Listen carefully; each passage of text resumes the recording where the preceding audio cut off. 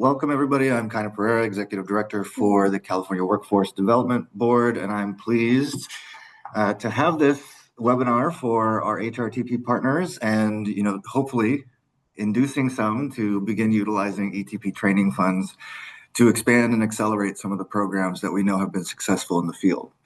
So I'm really pleased to have our amazing partners over at ETP provide this information to all of our HRTP participants. And hopefully we'll find some synergies that allow for the continuation of some of the good work that is happening in the field through other funding mechanisms and build out that infrastructure of braiding resources for some of our partners so that they ensure the delivery of their programs for a long-term basis, especially as the needs of our citizens change. So I'm pleased to introduce Laura Campbell, who is the Chief Deputy Director of ETP, who will be administering this pseudo-training, pseudo-information session, and then hopefully capitulating into some awesome opportunities for partnership between our friends and fellows in the High Road Training Partnerships and the ETP program. Laura? Thank you, Kaina, and thank you to the State Board for inviting us today. As Kaina said, I'm Laura Campbell. I'm the Chief Deputy Director of the Employment Training Panel. And before we begin, I'd like to introduce my ETP leadership team joining me today. Unfortunately, we had some technical difficulties, so we're going to be passing around the camera as we present.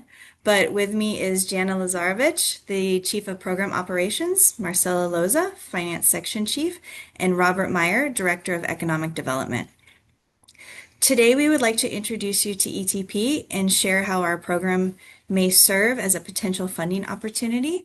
We'll provide an overview of our program and open it up for questions at the end.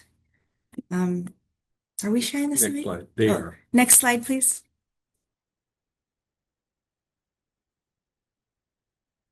Thank you.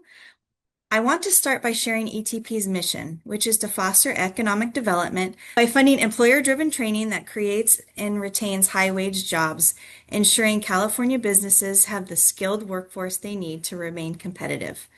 We do this by investing in training for incumbent workers, helping employers upskill their existing workforce, and by supporting unemployed individuals as they gain skills for long-term sustainable careers. Our focus is on industries critical to California's growth, with an emphasis on small business and priority populations. ETP aligns closely with the High Road approach and can easily complement and extend the work you're already doing through HRTP. Now I'll hand it over to Jana. Next slide, please. Okay, good afternoon or good morning, excuse me, everybody. I'm going to talk about multiple employer contracts. So ETP has two types of contracts. First being a single employer contract where we contract directly with a company, and a multiple employer contract where we contract directly with an entity such as yourselves that facilitates job training and training reimbursement for a group of employers. These groups of employers are called participating employers, and a participating employer is a company that partners with you to upskill its workforce through approved training in compliance with the program requirements. Training can be provided by either the employer itself, other entities, or yourself as a MEC. A participating employer commits to having their employees receive program-funded training, collaborates with the MEC on identifying workforce needs and training objectives, provides required employee data, support scheduling, and ensures employee participation, and complies with program guidelines and reporting requirements. As a MEC, your overall role is to serve as the central coordinator and administrator for the program, overseeing planning, outreach, training, data entry, invoicing, and contract compliance from start to finish. There are many benefits to being a MEC contract. They strengthen the regional workforce by creating more skilled workers within their service area. They enhance the region's talent pipeline, making it more attractive to existing and new businesses. They support economic growth by positioning the region as a competitive location for employers seeking skilled labor. And they are critical for small businesses that may not have the resources or expertise to manage a direct contract with ETP themselves. Next slide, please. Some additional MEC program benefits. These are some of the key benefits of ETP funding. ETP reimburses training costs that address in-demand skills identified by industry partners. Funding supports training in key industries, leading to high-paying, sustainable jobs and stronger regional economies. MECs serve as the intermediary connecting business, labor, and education to coordinate group training and develop industry-aligned programs. And ETP contracts tie funding to successful training completion and job retention, ensuring measurable outcome-driven results. Next slide, please, and I will pass this over to Robert Meyer.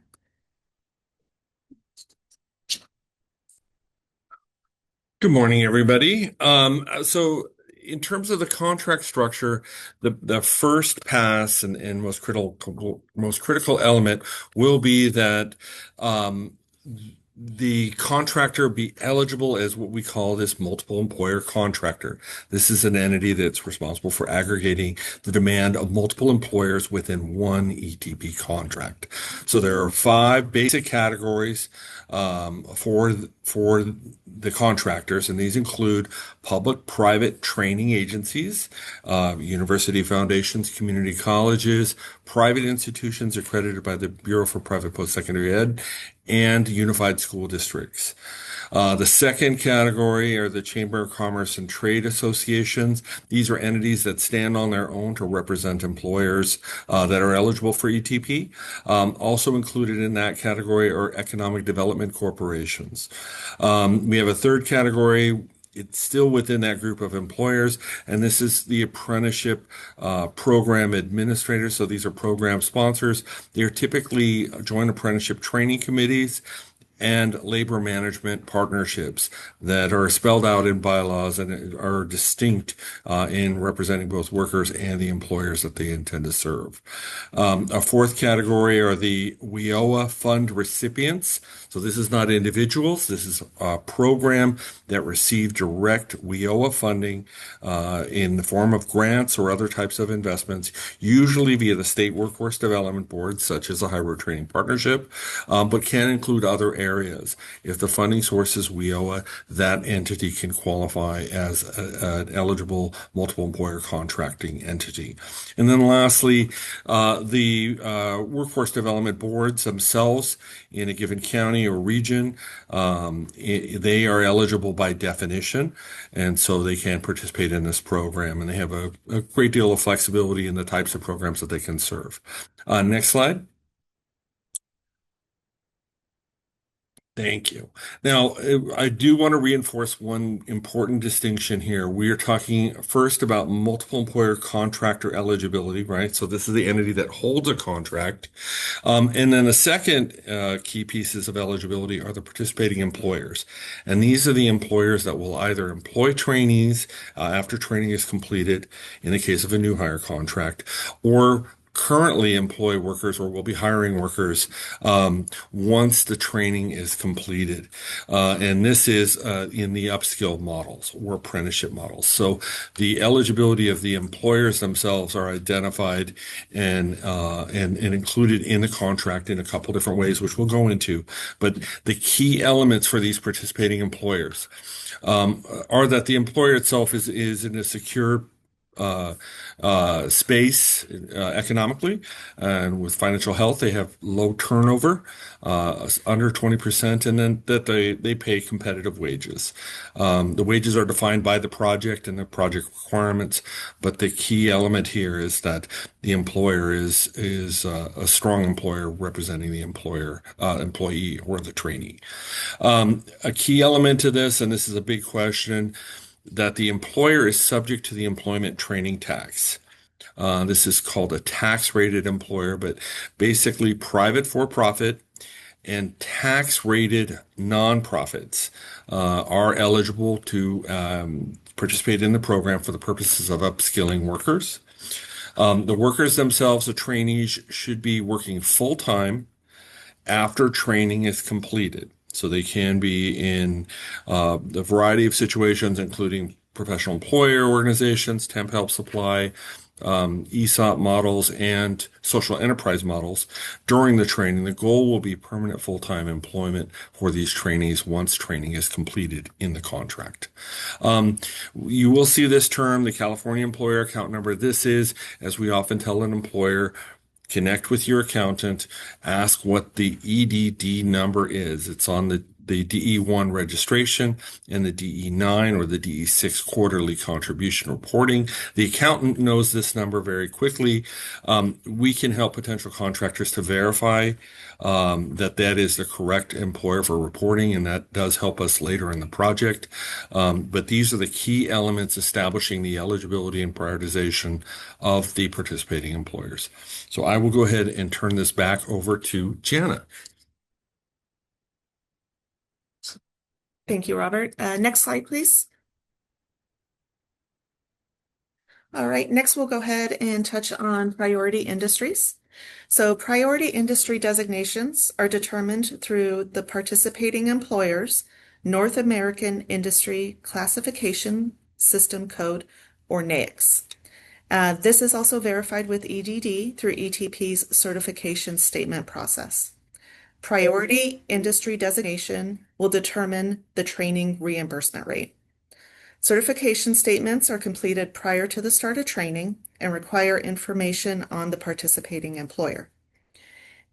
ETP prioritizes industries crucial to the state's economy, offering higher reimbursement rates for training in priority sectors. And priority industries, along with funding caps and reimbursement rates, are reviewed by ETP annually. Next slide, please. Next slide is regarding funding designations. So a funding designation of either out-of-state competition, OSC, or special employment training, SET, will determine the participating employer's wage requirements. OSC applies to participating employers that face competition from other states or overseas. It supports the creation and retention of high-wage, high-skilled jobs. And employers qualify by NAICS code or by completing an OSC supplemental questionnaire. Participating employers also under OSC must meet ETP standard wage requirements. Typical industries include manufacturing and technology. SET funding designation applies to participating employers that do not meet the OSC criteria and are focused on frontline worker skill development. It provides flexible training to improve skills and employment security. This designation requires a higher wage threshold, and typical industries include healthcare and construction. ETP prioritizes employers who qualify for OSC to help retain businesses in California. ETP designates 15% of its total funding for SET projects and suggests that applicants requesting SET funding apply at or just before the beginning of the fiscal year to ensure funding availability. Next slide, please. This next slide explains the ETP project lifecycle. First beginning with the application. This is the application that is submitted through our ETP Cal E4 system. In the application, you'll be asked various questions around industry needs, employer needs, and training needs. After the completion of your application, you will move into the development phase. This will include eligibility determination and also the creation of your funding proposal. Once the completion of the funding proposal, that will move over to our panel meeting. This is an in-person presentation of your funding proposal, and the panel will come to decision on the funding. After approval at panel, the project then moves into the contract management cycle. Contract terms for ETP are 2 years, and this is where the training and employee retention occurs. Training documentation is required. There are monitoring visits, invoicing, and also contract closeout. I also want to mention that throughout each one of these project life cycles, specifically through application development and panel meeting, you will have a development analyst assigned to you that is there to support you and help you throughout the process. And during your contract term, you are assigned a project management analyst that is also there as your primary contact to assist you with anything that you may need throughout your contract term. I will go ahead and move this over to Marcella for the next slide.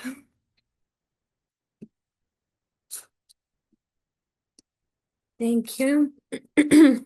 Welcome everyone once again, and thank you for considering partnering with ETP.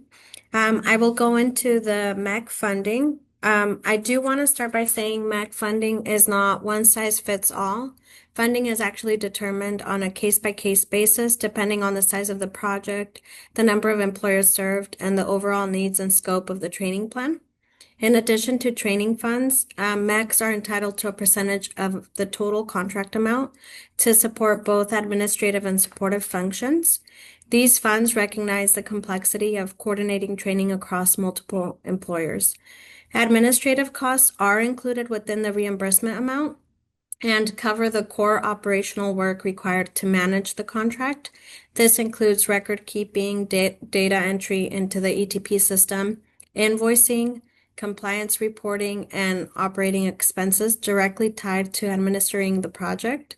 Support costs are additional funds designed to help the program succeed. These include recruitment of employers and trainees, job placement activities, industry assessments, and the development of marketing and outreach materials. ETP also provides additional support funding for MECs that serve special populations, including veterans and unemployed individuals participating in our new hire program. We recognize that these groups may require more intensive outreach and coordination. And next slide, please. All right. ETP reimburses training costs on a per trainee per hour basis, and reimbursement rates depend on the industry's priority status and the type of training delivery. So for priority industries, the reimbursement rate is $28 per hour per trainee for classroom instruction, lab training, productive lab, and e-learning. And computer-based training, or CBT, is reimbursed at $11 per hour.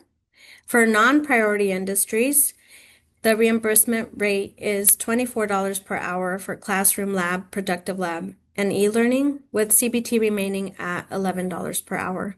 It's important to note that the reimbursement is earned, not automatic. Payment is based on the actual number of hours completed by each trainee, not on projected or planned hours. And next slide. All right, so for invoicing, ETP allows for advance payments to help support cash flow. Trainees become eligible for advance payment once they complete 8 hours of training, and additional advancement funds can be invoiced once the training is completed. The final invoice is tied to the performance and retention. To submit the final invoice and close out the contract, MECs must provide the trainee wage information and retention dates. Trainees are eligible for the final payment after completing their required retention period and meeting the contractual wage requirement. Once this information is reviewed and approved by ETP, the remaining funds are officially earned. There are also key performance requirements to keep in mind. Each trainee must complete between 8 and 200 training hours, and all training activity must be accurately tracked and uploaded into ETP's system.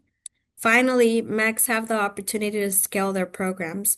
Once 75% of the contracted training hours have been uploaded, the MEC can apply for a new contract with an equal or greater funding amount. And with that, I'm going to hand it back to Laura. Thank you. Next slide, please. All right. Before we close, I want to emphasize one final point about the Employment Training Panel. ETP is built on partnership and customer service. We work alongside you throughout the entire process, from the initial interest and eligibility questions to proposal development, project management, and project closeout. Our staff provides one-on-one support every step of the way.